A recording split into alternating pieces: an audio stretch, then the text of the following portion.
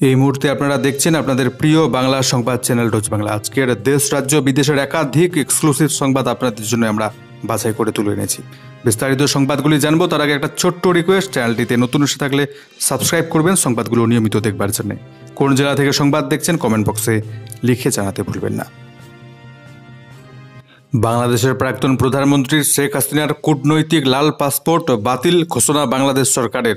বাংলাদেশের প্রাক্তন প্রধানমন্ত্রী শেখ হাসিনার সমস্যা আরও চরমে। মুজিব কন্যার কূটনৈতিক পাসপোর্ট বাতিল করল অন্তর্বর্তী বাংলাদেশ সরকার। একই সঙ্গে তার মন্ত্রিসভার সদস্য আওয়ামী লীগের প্রাক্তন এমপিদের কূটনৈতিক পাসপোর্ট বাতিল ঘোষণা হয়েছে এদিন। বাংলাদেশের স্বরাষ্ট্র মন্ত্রকের তরফেই নির্দেশিকা জারি করা হয়েছে। কূটনৈতিক পাসপোর্টের ক্ষেত্রে সুবিধে হলো বিনা ভিসায় নির্দিষ্ট কয়েকটি দেশে নির্ধারিত দিন পর্যন্ত থাকা যায়। প্রধানমন্ত্রী ছিলেন বলে হাসিনার কূটনৈতিক পাসপোর্ট ছিল। ভারত বাংলাদেশ চুক্তি অনুযায়ী বাংলাদেশের কোনো নাগরিকের কূটনৈতিক বা সরকারি পাসপোর্ট থাকলে তিনি বিনা ভিসায় ভারতে ৪৫ দিন পর্যন্ত থাকতে পারেন। বাংলাদেশের কোটা আন্দোলন নিয়ে গণবিক্ষোভ চরমে পৌঁছানোর পর গত ৫ই আগস্ট শেখ হাসিনা প্রধানমন্ত্রী পদে ইস্তফা দিয়ে ভারতে আশ্রয় নেন। সেই থেকে তিনি ভারতেই রয়েছেন। তবে ভারতে তার ইমিগ্রেশন স্ট্যাটাস কি তা এখনও পর্যন্ত স্পষ্ট নয়। কিন্তু মোহাম্মদ ইউনূসের নেতৃত্বাধীন অন্তর্বর্তী সরকার তার কূটনৈতিক পাসপোর্ট বাতিল করায় ভারতে তার থাকা নিয়ে এবার তীব্র অনিশ্চয়তার সৃষ্টি হলো। হাসিনার বোন রেহানা ব্রিটিশ পাসপোর্টধারী, তাই ভিসা অন অ্যারাইভাল নিয়মে তার ভারতে থাকার ক্ষেত্রে কোনো সমস্যা নেই। শেখ হাসিনার দীর্ঘদিন পর্যন্ত ভারতে থাকার ক্ষেত্রে এক কূটনৈতিক জটিলতা সৃষ্টি হতে পারে বলে মনে করছে বিশেষজ্ঞ মহল। বিশেষত বাংলাদেশের বিভিন্ন মহল থেকে শেখ হাসিনার প্রত্যার্পণ নিয়ে দাবি উঠতে শুরু করেছে।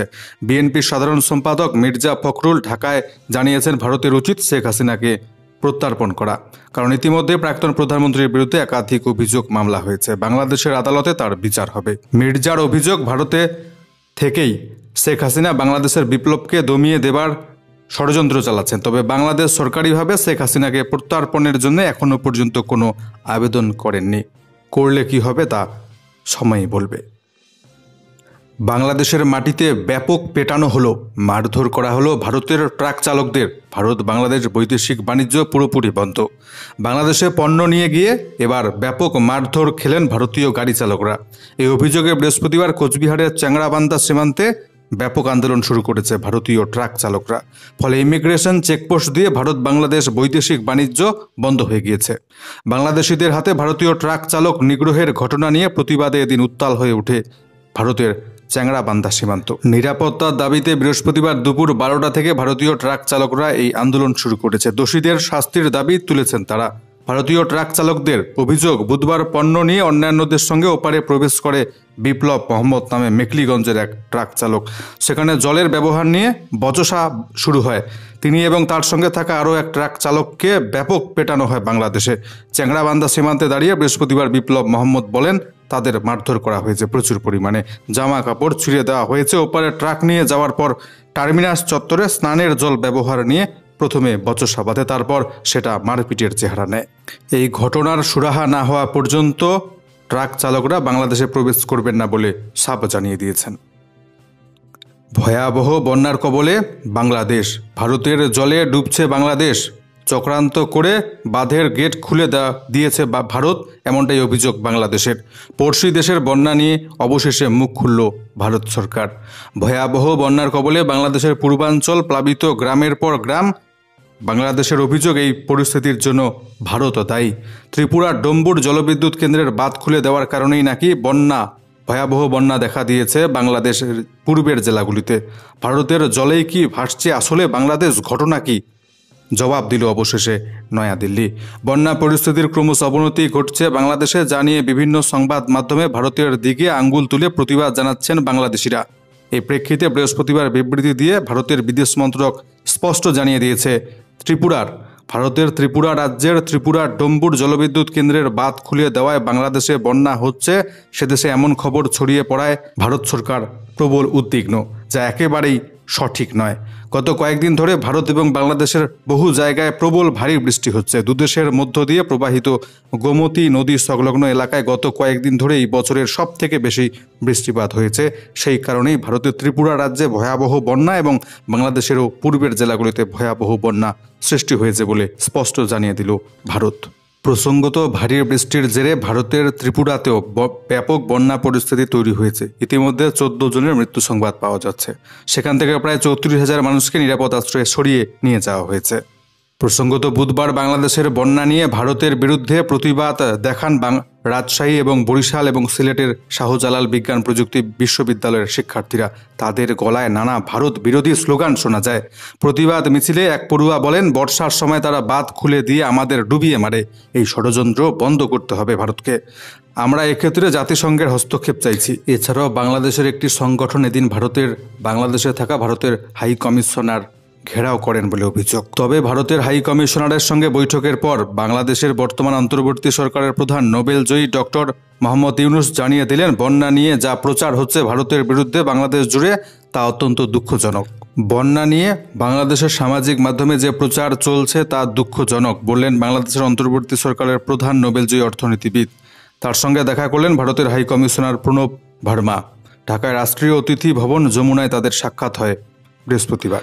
বাংলাদেশে বেনজির বন্যা বানভাসী সেদেশের 6টি জেলা কুমিল্লা, ফেনী, চট্টগ্রাম, খাগড়াছড়ি, নোয়াখালী, মৌলভীবাজার এসব জেলার 43টি উপজেলা বন্যা প্লাবিত। এই অঞ্চলে মোট 1,89,664টি পরিবার জলবন্দী হয়ে পড়েছে। সমস্ত কিছু মিলিয়ে 17,96,250 জন ক্ষতিগ্রস্ত।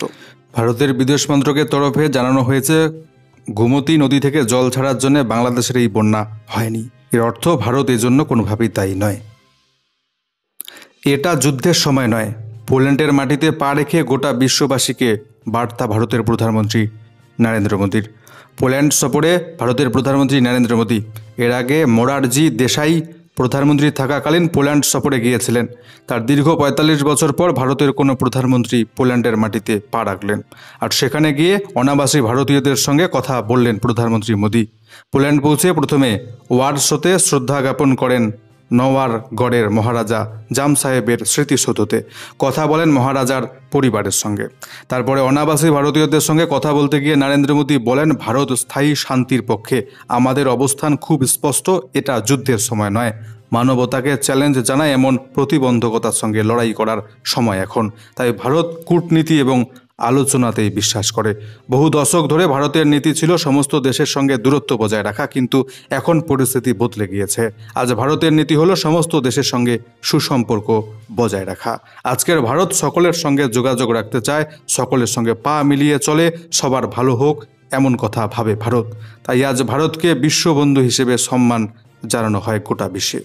পোল্যান্ড থেকেই আগামী 23 আগস্ট যুদ্ধ বিধ্বস্ত ইউক্রেনে সফরে যাচ্ছেন প্রধানমন্ত্রী নরেন্দ্র মোদী। সেখানে কিয়েভে ইউক্রেনের প্রেসিডেন্ট জেলেনস্কির সঙ্গে বৈঠক করার কথা রয়েছে নরেন্দ্র মোদীর। কিছুদিন আগেই রাশিয়া সফরে গিয়েছিলেন নরেন্দ্র মোদী। সেখানে গিয়ে প্রেসিডেন্ট ভ্লাদিমির পুতিনের সঙ্গে বৈঠক করেন নরেন্দ্র মোদী, যেটা মোটেই ভালো চোখে দেখেননি ইউক্রেন। তারপরে প্রধানমন্ত্রী নরেন্দ্র মোদী ইউক্রেন সফরে যাওয়ার সিদ্ধান্ত নেন। সূত্রের খবর, রাশিয়ার সঙ্গে যুদ্ধ থামানোর বিষয়ে ইউক্রেনের প্রেসিডেন্ট জেলেনস্কিকে অনুরোধ করতে পারেন নরেন্দ্র মোদী। আরজিকর হাসপাতালে ঢুকে তরুণী চিকিৎসককে নির্মমভাবে হত্যা এবং ধর্ষণের ঘটনার প্রতিবাদে বিজেপির স্বাস্থ্য ভবন অভিযান। বৃহস্পতিবার হাটকো মোড় থেকে শুরু হয় বিজেপির মিছিলে অংশ নেন বাংলার বিজেপির শীর্ষ নেতৃত্বরা। সুকান্ত মজুমদার, শুভেন্দু অধিকারী, দিলীপ ঘোষ, অর্জুন সিং, অগ্নিমিত্রা পল, লকেট চ্যাটার্জি, দেবশ্রী চৌধুরী, রূপা গঙ্গোপাধ্যায়, রুদ্রনীল ঘোষ, হিরণ চট্টোপাধ্যায় সহ একাধিক বিজেপি নেতৃত্ব। আর সেই মিছিল ঘিরেই কার্যত ধুন্ধুমার কাণ্ড। একের পর এক ব্যারিকেড ভেঙে স্বাস্থ্য ভবনের দোরগোড়ায় বিজেপি। মুখ্যমন্ত্রীর পদত্যাগের দাবি তুললেন তারা। পথেই বিরোধী দলনেতা শুভেন্দু অধিকারীকে আটক করে প্রিজন ভ্যানে তোলে এদিন পুলিশ। প্রিজন ভ্যানে বসে শুভেন্দু অধিকারী বলতে থাকেন, আমাকে টেনে হিচড়ে প্রিজন ভ্যানে তুলল। রাজ্য সরকার মানুষের প্রতিবাদের অধিকার কেড়ে নিচ্ছে। আমরা এই ধর্ষকদের মুখ্যমন্ত্রী, খুনিদের মুখ্যমন্ত্রীর পদত্যাগ চাই, হুঁশিয়ারি শুভেন্দু অধিকারীর। এছাড়াও আরজিকর নির্মম হত্যাকাণ্ডের প্রতিবাদে 27 আগস্ট নবান্নে অভিযানের ডাক দিয়েছে ছাত্র সমাজ। স্লোগান, দাবি এক, দফা এক, মমতা ব্যানার্জির পদত্যাগ। এবার আচমকাই বাড়ানো হলো নবান্নের নিরাপত্তা। আরজিকর কাণ্ড নিয়ে প্রতিবাদ আন্দোলনের প্রেক্ষিতে নবান্নের নিরাপত্তা বাড়িয়ে দিলেন মুখ্যমন্ত্রী মমতা ব্যানার্জি। মোতায়েন হয়েছে বিশাল পুলিশ বাহিনী। যে কোনো সময় আন্দোলনকারীরা নবান্নে ঢুকে যেতে পারেন বলে করা হচ্ছে আশঙ্কা। নামানো হয়েছে র্যাব এবং কমব্যাট ফোর্স। নবান্নে ঢোকার যে সমস্ত রাস্তা রয়েছে সেই সব জায়গায় আলাদা করে দায়িত্বে রয়েছেন পুলিশের পদস্থ অফিসাররা। ওই এলাকায় কার্যত লাল সতর্ক বার্তা জারি করা হয়েছে। SPHH, PHH এবং AAY এই সমস্ত 3 প্রকল্পের কেন্দ্রীয় সরকারের রেশন কার্ড যাদের রয়েছে তাদের জন্য বড় ঘোষণা। রেশন গ্রাহকদের জন্য 13টি ভাষায় নতুন মোবাইল অ্যাপ। রেশন গ্রাহকদের জন্য বিশেষ মোবাইল অ্যাপ চালু করল কেন্দ্রীয় সরকার। বাংলা সহ মোট 13টি ভাষায় মেরা রেশন অ্যাপ ব্যবহার করতে পারবে গ্রাহকরা সম্পূর্ণ বিনামূল্যে। খাদ্য সামগ্রী পাওয়ার তথ্য, কোন মাসে কত খাদ্য সামগ্রী পাবেন আপনি রেশন থেকে সেই তথ্য জানতে পারবেন। এছাড়াও যাবতীয় কাজ অনলাইনে এই মোবাইল অ্যাপ্লিকেশনের মাধ্যমে করতে পারবেন গ্রাহকরা। জাতীয় খাদ্য সুরক্ষা প্রকল্পের অন্তর্ভুক্ত গ্রাহকরা অর্থাৎ যাদের কাছে AAY, SPHH, PHH ration card রয়েছে তারা এই সুবিধা পাবেন। গোটা দেশে এমন রেশন গ্রাহকের সংখ্যা 80 কোটি। পশ্চিমবাংলায় এই সংখ্যাটা 6 কোটি 2 লক্ষ। কেন্দ্রীয় সরকার যে মোবাইল অ্যাপটি তৈরি করেছে তার মাধ্যমে রেশন গ্রাহকরা তাদের অভিযোগ জানাতে পারবেন। রেশন কার্ড সারেন্ডার, ট্রান্সফার, পরিবারের সদস্যদের সম্পর্কিত তথ্য আপলোড করতে পারবেন। পরিবারের প্রধান তার আধারের মাধ্যমে এই অ্যাপে ঢুকে কাজকর্ম করতে পারবেন। 3 মাসে গ্রাহকরা যে খাদ্য সামগ্রী পেয়েছেন তার তথ্য জানা যাবে এবং সরকার কত টাকা ভর্তুকি দিচ্ছে তা ওই অ্যাপের মাধ্যমে জানতে পারবেন রেশন কার্ডধারীরা। এছাড়াও আরও একটি বড় ঘোষণা করা হয়েছে। পাইলট প্রকল্প শুরু হচ্ছে দেশ জুড়ে। এবার রেশন দোকান থেকেই বিক্রি হবে ঔষধপত্র। অপরদিকে দিল্লিতে আল কায়দা মডিউলের সন্ধান পেল পুলিশ। গ্রেপ্তার করা হলো 14 জনকে। দিল্লিতে আল কায়দা মডিউলের সন্ধান একটি অপারেশন চালায় দিল্লি পুলিশ। তাদের সঙ্গে ছিল Jharkhand police, Rajasthan police, Uttar Pradesh police. একটি বিশেষ এলাকায় হানা দিয়ে তারা 14 জনকে গ্রেপ্তার করেছে। এরা সকলে জঙ্গি সংগঠন আল কায়দার সঙ্গে যুক্ত বলে জানা যাচ্ছে। পুলিশ জানিয়েছে এই দলটি দিল্লিতে একটি জঙ্গি দল তৈরির কাজ করছিল। তবে গোপন সূত্রে খবর পেয়ে দ্রুত সকলকে হেফাজতে নেয় পুলিশ। এরা সকলে আধুনিক অস্ত্র ব্যবহারে পটু। পুলিশ মনে করছে এরা ভারতে নতুন করে জঙ্গি হামলা করার কোনো পরিকল্পনা করছিল। অপরদিকে ভয়াবহ রকেট হামলা, নিহত 11 জন পুলিশ কর্মী। পাকিস্তানের পাঞ্জাব প্রদেশে আত্তায়ীদের হামলায় প্রাণ গেল 11 জন পুলিশ আধিকারিকের। গুরুতর জখম অবস্থায় হাসপাতালে চিকিৎসাধীন আরও 7 জন। বৃহস্পতিবার পাঞ্জাব প্রদেশের মচকা এলাকায় তল্লাশি অভিযানে বেরিয়েছিল পুলিশের একটি কনভয়। কনভয়ে থাকা 2টি পুলিশ ভ্যান রহিম ইয়ার খান জেলা থেকে ফিরছিল, কিন্তু সেগুলি বিকল হয়ে যাওয়ায় রাস্তায় দাঁড়িয়ে পড়ে। ওই সময় অতর্কিতে রকেট হামলা চালানো হয়। মৃত্যু হয় 11 জন পুলিশ কর্মী। পাকিস্তানের প্রধানমন্ত্রী শাহবাজ শরীফ হামলার ঘটনায় ইতিমধ্যে নিন্দা করার পাশাপাশি ওই এলাকায় দুষ্কৃতীদের দমনে দ্রুত কঠোর পদক্ষেপের ইঙ্গিত দিয়েছেন। ঘটনার তীব্র নিন্দা করেছেন পাঞ্জাবের মুখ্যমন্ত্রী তথা নওয়াজ শরীফের কন্যা মরিয়ম নওয়াজ। অপরদিকে পশ্চিমবঙ্গের দার্জিলিংয়ে খাদে গাড়ি পড়ে মৃত্যু যুবকের, জখম 3। দার্জিলিংয়ে বেড়াতে এসে গাড়িসহ 300 ফুট গভীর খাদে পড়লেন উত্তর 24 পরগনার 4 পর্যটক। ঘটনাস্থলে মৃত্যু হয়েছে 1 পর্যটকের। পুলিশ জানিয়েছে মৃতের নাম বিমল দে, বয়স 35, তার বাড়ি নিমতায়।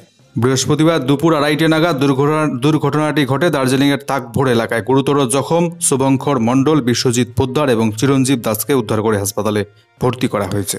পুলিশ জানাচ্ছে ওই 4 পর্যটক একটি ছোট গাড়ি নিয়ে দার্জিলিং বেড়াতে আসেন। বৃহস্পতিবার সকালেই তারা পৌঁছন। দুপুর নাগাদ গাড়ি নিয়ে একটি হোমস্টেতে যাচ্ছিলেন। পথে আচমকাই তাকভর এলাকায় গাড়িটি নিয়ন্ত্রণ হারিয়ে 300 ফুট গভীর খাদে পড়ে যায়। এক নজরে আজকের রাজ্যের ওয়েদার রিপোর্টটি দেখে নিচ্ছি আমরা। আজকে উত্তরবঙ্গের প্রত্যেকটি জেলাতে বিক্ষিপ্ত হবে হালকা মাঝারি বৃষ্টিপাতের সতর্কবার্তা। তবে দার্জিলিং জেলার 2-1টি স্থান জুড়ে আজকে ভারী বৃষ্টিপাতের সতর্কবার্তা জারি রেখেছে আবহাওয়া দপ্তর। অপরদিকে আজকে দক্ষিণবঙ্গের প্রত্যেকটি জেলাতে বিক্ষিপ্ত হবে হালকা মাঝারি বৃষ্টিপাতের সতর্কবার্তা। তবে আজকে দক্ষিণবঙ্গের একটি জেলা দক্ষিণ 24 পরগনা জেলার বিক্ষিপ্ত হবে বিভিন্ন স্থান জুড়ে ভারী বৃষ্টিপাত এবং তার সাথে বজ্রপাতের সতর্কবার্তা জারি রেখেছে আবহাওয়া দপ্তর।